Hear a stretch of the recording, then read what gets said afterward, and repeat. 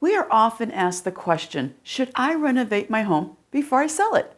Hi, I'm Laura Sosnowski of Maine Home Connection, and based on our experience over the past 12 to 18 months, our answer is much different than what it might have been in prior years. In today's hyper-competitive market, which clearly includes Maine, buyers are often willing to overlook cosmetic or minor repairs if it means snagging a home in their price range.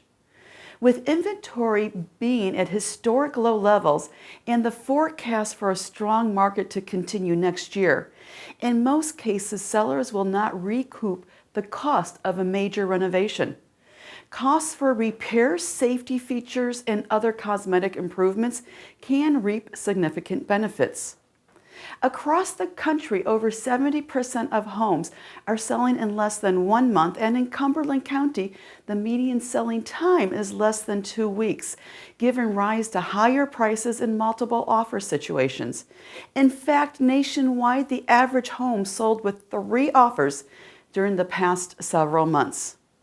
If you are thinking of selling soon, let's find time to talk. We can provide you with the details to make an informed decision.